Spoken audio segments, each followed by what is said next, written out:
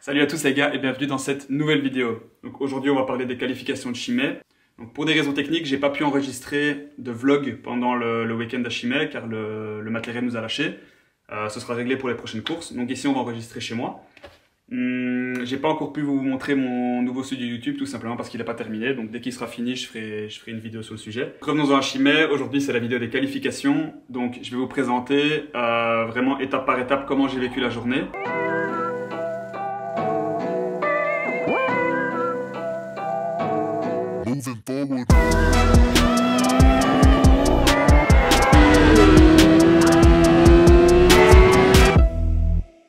Donc premièrement, il faut savoir que samedi matin quand j'arrive à Chimay, je suis anéanti par le stress. Ne me demandez pas pourquoi, en temps normal je le gère très bien.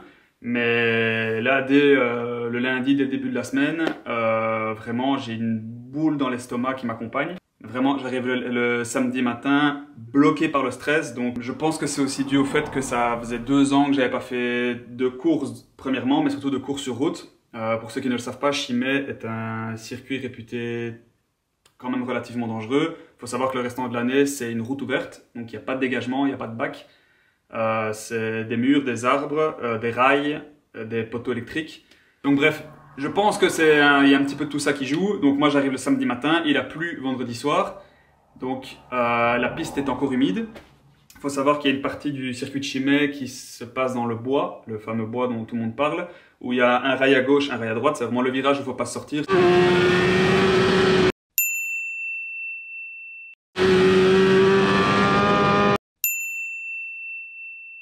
J'ai fait le tour du circuit avant le début de la qualification. Le bois est toujours humide, mais le restant du circuit est sec. Donc, je vois les pilotes Super Sport qui partent juste avant nous.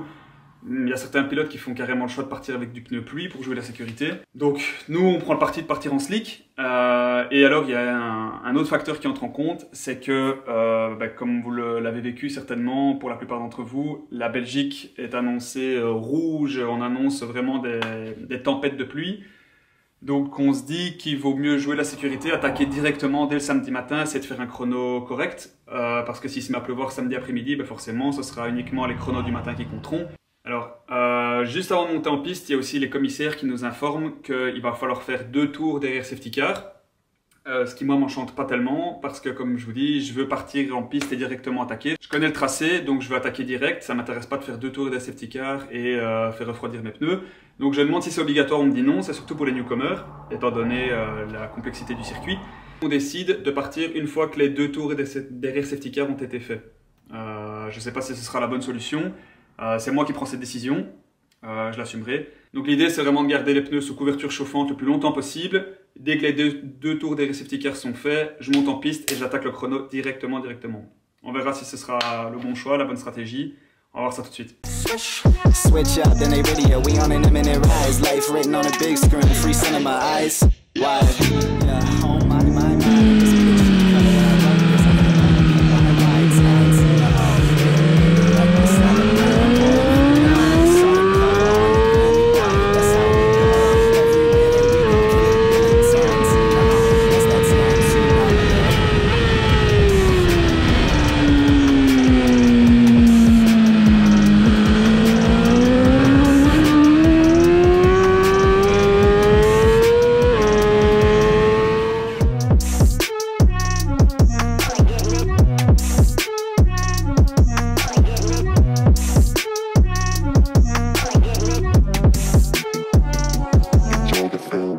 Donc voilà, je viens de rentrer de la Q1 après un drapeau rouge.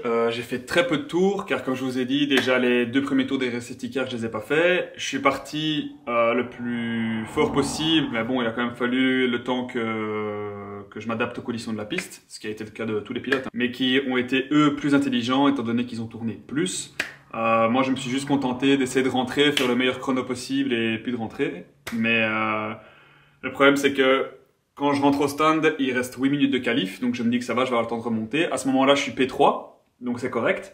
Mais sur le temps que je discute avec les mécaniciens, qu'on refasse les pressions des pneus, je descends dans le classement jusqu'à la 9e position, si je dis pas de bêtises. Après quoi, je décide de remonter en piste en me disant, ok, tout le monde est en train d'améliorer, donc c'est que les conditions de la piste s'améliorent. Je rentre, je fais de mon mieux, j'attaque. Et comme vous avez pu le voir, quand je rentre sur la piste, à mon premier tour lancé, je suis gêné par un pilote lent.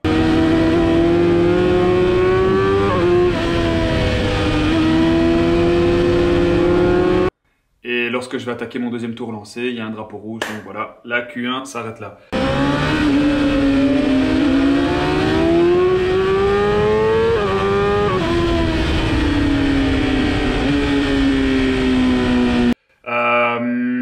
De toute façon, les conditions de la piste ne feront que s'améliorer durant la journée parce qu'en fait, on n'aura pas eu 1% de pluie, il n'y aura pas eu une goutte de la journée.